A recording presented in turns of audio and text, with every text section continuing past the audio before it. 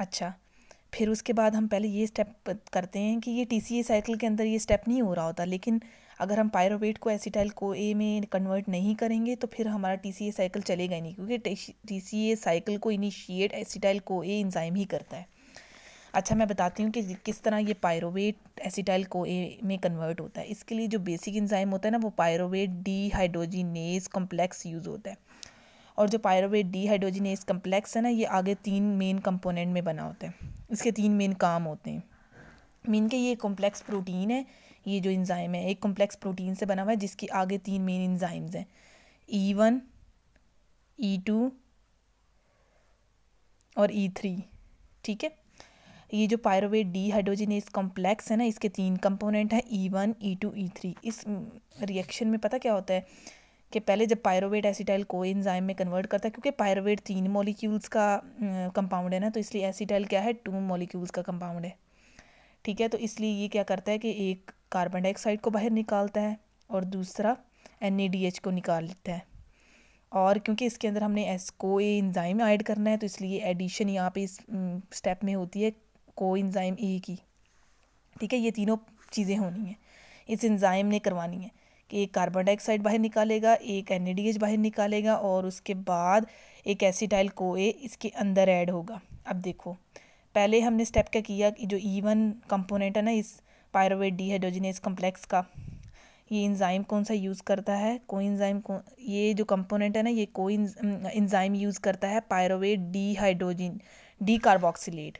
Pyruvate decarboxylate enzyme को ये use करता है और कार्बन डाइऑक्साइड को बाहर निकाल देता है।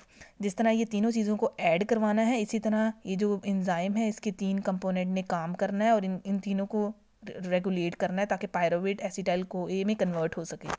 समझ गए? मैं दोबारा रिपीट करती हूँ कि पायरोवेट को एसिटाइल CoA में कन्वर्ट करने के लिए हमें एक कार्बन डाइऑक्साइड बाहर निकालना है, एक NADH निकालना है और एक कोएंजाइम A को अंदर लेके आना है। और इन सब को करने के लिए जो हमारा कॉम्प्लेक्स है ना, pyruvate dehydrogenase complex enzyme role play करता है। इसके 3 कंपोनेंट हैं, ये जो तीनों काम करवाते हैं। जो E1 कंपोनेंट है उसके पास एंजाइम है पायरोवेट डीकार्बोक्सिलेट कि ये कार्बन डाइऑक्साइड को बाहर निकालता है।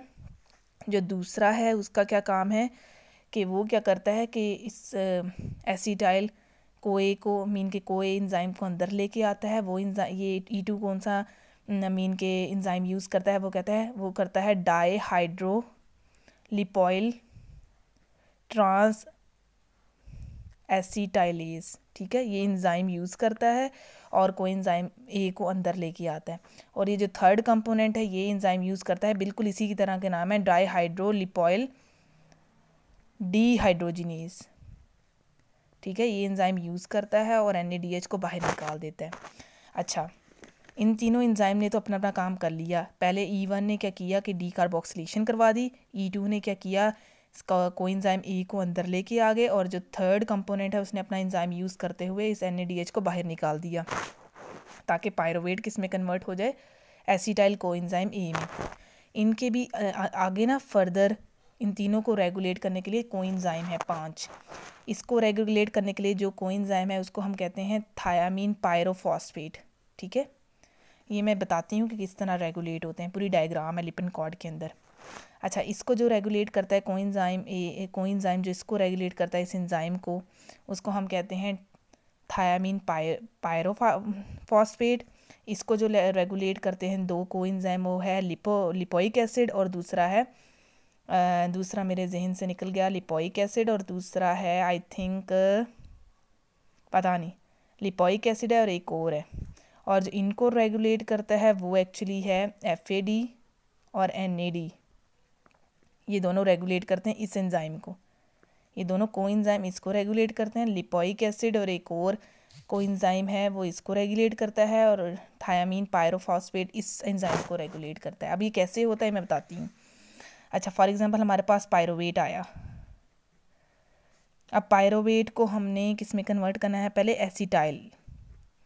इस एंजाइम ने क्या किया है, E1 कंपोनेंट यूज़ करके पायरोवेट डीकार्बोक्सिलेशन करके CO2 बाहर निकाल दिया है ताकि ये जो पायरोवेट 3 कंपोनेंट वाला मॉलिक्यूल है वो एसिटाइल में कन्वर्ट हो जाए। अच्छा, तो उसके बाद अब E2 ने क्या किया है, E2 ने, इस एंजाइम ने क्या किया, अपने दोनों कंपोनेंट यूज़ करके लिपोइक एसिड ने क्या किया कि एसिटाइल के साथ ना अपना कंपोनेंट जो सल्फ़र कंटेनिंग है लिपोइक एसिड वो अटैच करवा देता है। जब सल्फ़र अटैच करवा देगा तो सल्फ़र क्या करेगा, कंटेनिंग ग्रुप वो इसमें से हाइड्रोजन लेके बाहर निकल जाएगा, एस ये वाला हाइड्रोजन ले लेगा और ये वाला एस जो है ना, ये वाला जो एस है वो एक हाइड्रोजन और ले लेगा इसमें से और एसिटाइल को दोबारा फ्री कर देगा। और उसके बाद ये E2 का एक और कोएंजाइम है वो इसके साथ अटैच हो जाएगा आगे। जब ये अटैच हो गया तो इसको दोबारा इनिशिएट करेगा E3 कंपोनेंट। E3 कंपोनेंट क्या करेगा कि एसिटाइल ए के अंदर क्या करेगा कि जो हाइड्रोजन आए हैं ना, ये वाले हाइड्रोजन है, ये जो बनाए हैं, जो आयरन कंपोनेंट निकल गया था, ये जो हाइड्रोजन लेके आए हैं, इसको ये लेगा E3, इसको लेगा और FAD को रिड्यूस कर देगा FADH2 में। और फर्दर फिर FADH2 क्या करेगा कि NAD को ना NADH में कन्वर्ट करेगा। ठीक है, अब मैं बताती हूँ इस साइकिल का क्या मकसद है इसका।